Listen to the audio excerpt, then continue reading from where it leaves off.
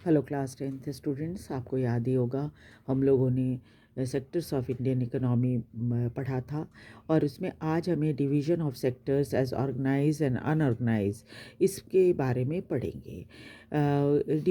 Sectors को दो category में डिवाइड कर दिया गया है। एक को ऑर्गेनाइज कहा जाता है और दूसरे को अनऑर्गेनाइज कहा जाता है।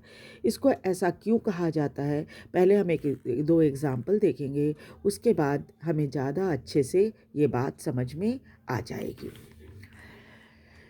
Let us examine another way of classifying activity in the economy. Economy में किस तरह से एक्टिविटीज़ को क्लासीफाई किया जाता है, ये भी एक तरीका है क्लासीफाई करने का। This looks at the way people are employed. इसमें क्या होता है, लोग कि कैसी जगहों पे काम कर रहे हैं, किस तरीके से काम कर रहे हैं, इसके बारे में देखा जाता है। What are their condition of work, उनके वर्किंग कंडीशन क्या है। Are they there any rule regulation that are followed as regards their employment, क्या उनके एम्प्लॉयमेंट के रिगार्डिंग कोई रूल एंड रेगुलेशन है जिसको फॉलो करना पड़ता है। तो पहले हम एग्ज़ाम्पल देखेंगे। दो एग्ज़ाम्पल, एक कांता का और दूसरा कमल का। देखिए दोनों में क्या क्या बातें बताई गई हैं।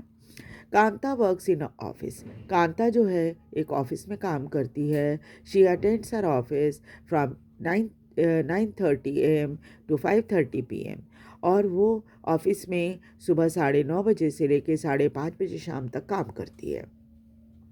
She gets her salary regularly at the end of every month, और हर महीने के आखिर में उसे सैलरी मिल जाती है।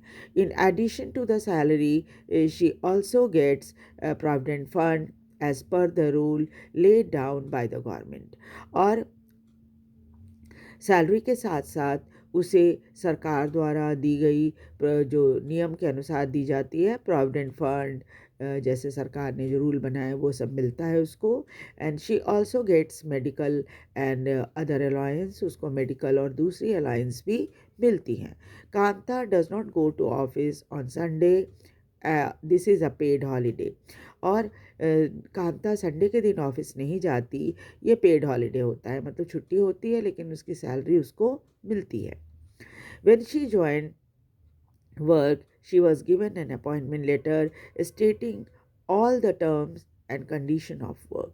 और जब उसने नौकरी ज्वाइन की थी तो उसे एक अपॉइंटमेंट लेटर मिला था जिसमें उसे सारे टर्म्स एंड कंडीशन बता दिए गए थे काम के, कि क्या क्या टर्म एंड कंडीशन है जिसके अंतर्गत आपको काम करना पड़ेगा। दूसरी स्टोरी कमल की है। कमल इज़ कांताज नेबर, कमल जो है कांता का पड़ोसी है, यहाँ पर दिया हुआ है इसका, है ना। He is a daily veg labourer in the near by grocery shop, और परचून की दुकान में पास में ही है, उसमें वो डेली वेज वर्कर है, यानी कि रोज़ की दिहाड़ी उसको मिलती है। He goes to the shop at 7:30 in the morning, वो सुबह 7:30 शॉप में चला जाता है। Work till 8 PM in the evening, और रात 8 बजे तक वहाँ पर काम करता है। He gets no other allowance apart from his wages, अपनी दिहाड़ी के अलावा उसे और कोई अलायंस नहीं मिलती है, भत्ता नहीं मिलता। He is not paid for the days he does not work, और उसको जब वो काम नहीं करता तो उसे उस दिन का कोई पैसा नहीं दिया जाता। He has therefore no leave और पेड हॉलीडे, इसीलिए उसको कोई छुट्टी नहीं है और न ही पेड हॉलीडे है, यानी कि ऐसा दिन जिस दिन आप काम करने के लिए ना जाओ फिर भी आपकी तनख्वाह न कटे, उसे पेड हॉलीडे कहते हैं। Nor was he given any formal letter saying that he has been employed in the shop, और उसे कोई भी फॉर्मल लेटर नहीं दिया गया है कि हाँ ये व्यक्ति इस शॉप में काम करता है। He can ask to leave any time by his employer, और उसको उसका जो मालिक है एम्प्लॉयर, वो कभी भी ये कह सकता है कि तुम जा सकते हो, मतलब तुमसे काम नहीं करवाऊंगा, तुम जा सकते हो, ये बात वो मालिक कभी भी बोल सकता है। आपको कुछ तो फ़र्क दिखाई दे ही रहा होगा दोनों एग्जाम्पल पढ़ने के बाद, कि इसमें क्या है, ये फ़िक्स टाइम के लिए ऑफिस जाती है, इसका कोई फ़िक्स टाइम नहीं है, सुबह 7:30 बजे से 8 बजे नहीं, एक्स्ट्रा काम करता है। उसके बाद क्या है, सैलरी इसे रेगुलरली मिलती, जबकि इसका क्या है कि सैलरी तो मिलती है बट क्या है, पर डे के हिसाब से इसको सैलरी मिलती है। उसके बाद इसे प्रोविडेंट फंड और दूसरे रूल जो सरकार ने बनाए हैं उसके अकॉर्डिंग सब कुछ पे मिलता है, इसको ऐसा कुछ भी नहीं मिलता। उसके अलावा क्या है, मेडिकल और दूसरी अलायंस कांता को मिलती है, इसको नहीं, कमल को नहीं मिलता। Kanta does not go to office on Sunday, Sunday के दिन ये ऑफिस नहीं जाती, जबकि इसके लिए कोई ऐसी हॉलीडे नहीं है।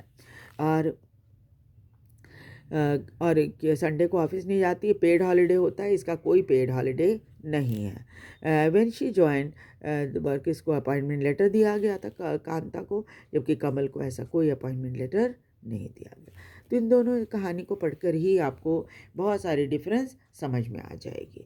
अब चलिए हम देखते हैं थोड़ा सा ऑर्गेनाइज सेक्टर के बारे में। Kanta works in an organise sector, तो इस तरह से क्या है, कांता जो है एक ऑर्गेनाइज सेक्टर में काम करती है। Organise sector covers those enterprises or places of work where terms of employment are regular and therefore people have assured work। जो ऑर्गेनाइज सेक्टर होता है वो उसके अंतर्गत वो सभी एंटरप्राइजेज या प्लेस ऑफ वर्क आ जाते हैं जिसमें टर्म ऑफ एम्प्लॉयमेंट जो है वो रेगुलर होता है, लोगों को एश्योर्ड वर्क मिलता है। वहाँ आपने ज्वाइन कर लिया तो आप काम करोगे आराम से। They are registered by the government, ये सभी जो ऑर्गेनाइज सेक्टर में जो जितने एंटरप्राइजेज या प्लेस ऑफ वर्क होते हैं वो सभी के सभी गवर्नमेंट के पास रजिस्टर्ड होते हैं। have to follow its rules and regulation which are given in various law such as the Factory Act, Minimum Wages Act, Payment of Gratuity Act, Gratuity Act or Payment of Gratuity Act, Shops and Establishment Act. It is called organized because it has some form of process and procedure। अब क्या है कि जो ये तो government के पास register होते हैं और इस वजह से क्या होता है उन्हें कुछ फॉलो करना पड़ता है रूल एंड रेगुलेशन को। जैसे अलग अलग लॉ बने हुए हैं, फैक्ट्री एक्ट है, मिनिमम वेजेस एक्ट है, पेमेंट ऑफ ग्रेचुइटी एक्ट है, शॉप्स एंड इस्टेब्लिशमेंट एक्ट है।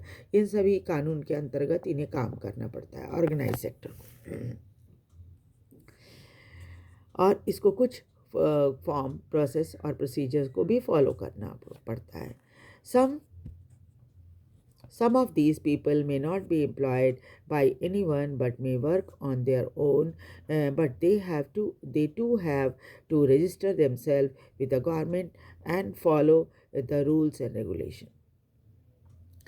इनमें से कुछ हो सकता है कि वो कहीं पर दूसरी जगह काम ना करते हों बल्कि अपना काम खुद करते हों, है ना, अपना बिजनेस करते हों।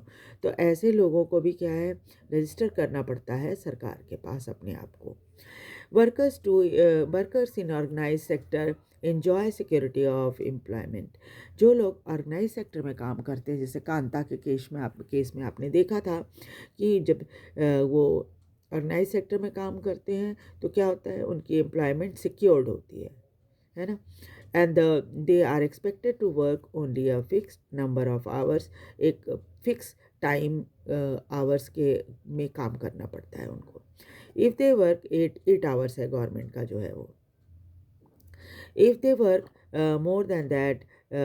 more than they have to be paid overtime by the employer. अगर वो उस समय से यानी 8 घंटे ज़्यादा काम करते हैं तो उन्हें ओवर टाइम मिलता है। They also get several other benefit from employer, और भी कई तरह की बेनिफिट एम्प्लॉयर से इनको मिलती है।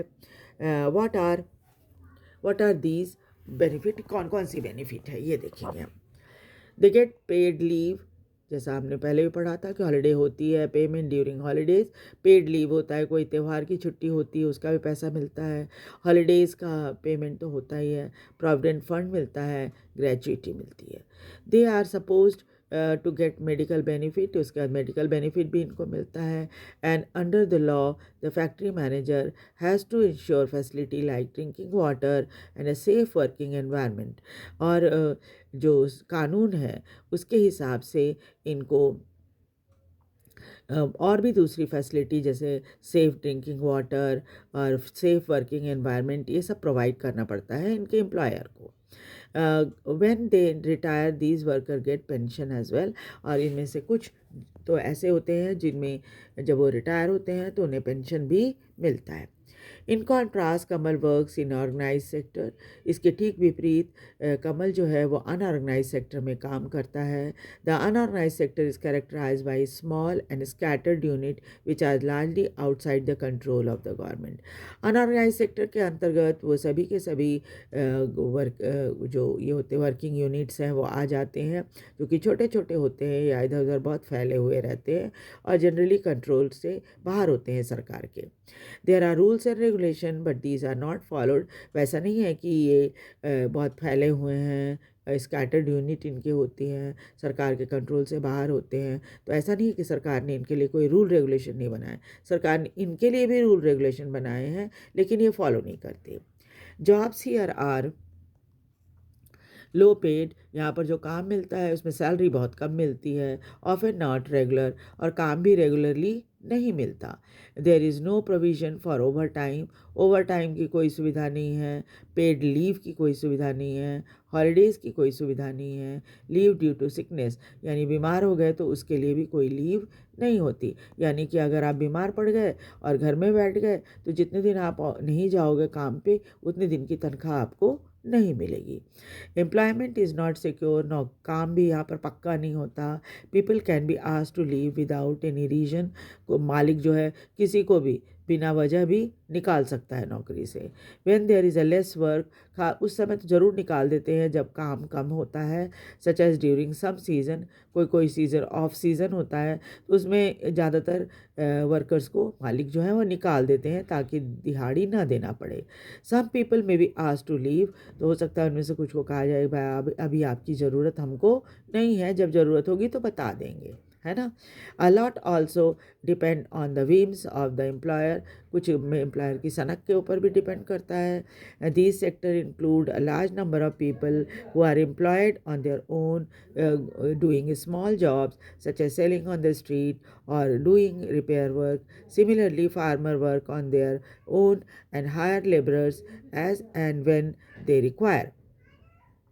इस सेक्टर में बहुत बड़ी संख्या में लोग काम करते हैं और अब कुछ ऐसे भी लोग हैं जो अपना काम खुद करते हैं। और जैसे आपने देखा होगा सड़क के किनारे सामान बेचने वाले लोग होते हैं, ठेले पर आपकी गलियों में आकर सामान बेचते हैं, कई तो रिपेयर वर्क करते हैं, है ना।